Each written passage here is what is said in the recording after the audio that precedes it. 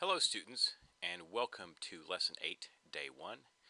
In this lesson we're going to go a whole new direction. We're going to learn all about how to play from a fake book. A fake book is also called a lead sheet. And this is basically a different way, kind of a more modern way of writing music for piano and for other instruments. It's very, very popular. You may have heard of the term fake book before, and we're going to start exploring that. Let's just kind of get started and show some examples here. These first two lines here would show you a hypothetical song written in fake book style. Now notice you don't have a bass clef. All you have is a treble clef. And you have notes in the treble clef, of course. And then above the treble clef you have letters like C and G and D and etc., etc. Those letters are simply chord symbols. So for example, in this first measure of the song right here, it's telling you in the right hand to play G, G, G, G, but in the left hand you're playing this C for the C major chord. Okay, in this measure right here, you're playing two notes. You're playing the right hand G and then D, and you're playing a G major chord right here and a D major chord right here. So you would play a G major chord right with this note, a D major chord right with this note. In this measure, you're playing a C major chord here and then an F over here. But now the question is this note right here. This note right here, you're going to still play the C major chord. You may wonder why that is. There's no chord symbol above it. Here's the rule. When you play a chord, when you place a chord symbol right here, it's in effect until the composer changes it. So the C major chord goes with this, goes with this, goes with this, but it does not go with this one because this, of course, is the F chord. So the chord stays in effect until the composer changes it. Now here on this line we've got some tricky stuff. This is F and it goes slash C. Now what exactly does that mean? Does that mean you can play either chord? No, not at all.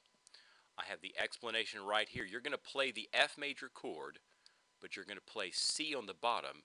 So you're going to play C, F, and A in that order. And in case you haven't had this chord before, we're going to see how that chord is done in our next lesson.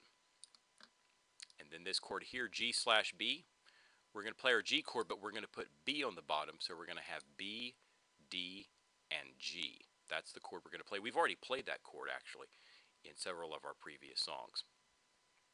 There are several questions with fake books. First of all, where on the piano should I play the chord? The answer is this. Always play the chord below the right hand since the right hand is playing the melody.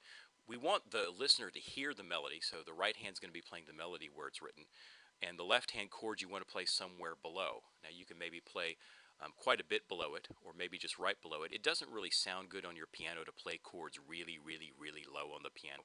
You've probably already noticed that. Second question, how often should I play the chord? At least once a measure. Let's say you have a chord symbol that's in effect for 2 or 3 measures. People ask, can you just hold that chord down? Not a good idea, because whenever you play a note on the piano, what starts to happen? It starts to deteriorate, it starts to go away. Now there's some keyboards that are an exception to this, but normally a piano is kind of a dying instrument in terms of its tone. You press a button down, you press a key down, it starts going away. So you want to play that chord at least once a measure. It really helps reinforce the rhythm a lot better. Third question, what if the composer doesn't want a chord in the left hand? Answer, he or she will write in C or no chord. We're going to see that in our next lesson. We're also going to see in our next lesson, if they start the song off and they have no chord symbol, guess what? It means you're going to start the song off with no chord.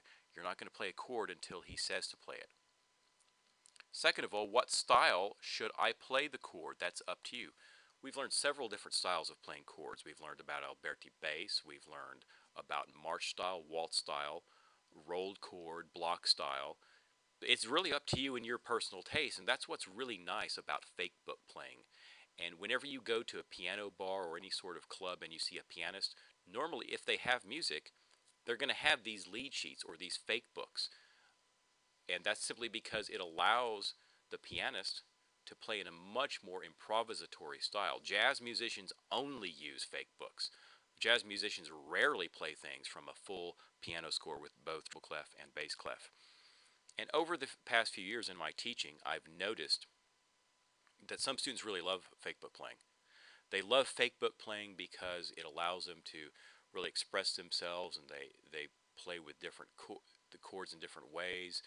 Um, they just love the kind of the expository element of it. There are some people who like to have every single thing written out for them, and they don't do too well with fake book playing. So this really gives you a chance to kind of see what you like. Do you like the freedom that fake book playing offers, or do you not? And we're going to focus this entirely on this in this lesson, and we're going to learn more and more about chords, which is useful no matter what style of music you play. And in the next lesson, not the next day, but the next lesson, lesson 9, we're going to learn a song both ways, and you can tell what you really like to do. So on our next day, we're going to look at "Oh When the Saints Go Marching In," which is a song we've played before, so it's not going to be too hard for us, but we're going to consider it in this fake book style, and I'm going to have all of that written out and all of the chords written out for you. All right, see you in day 2.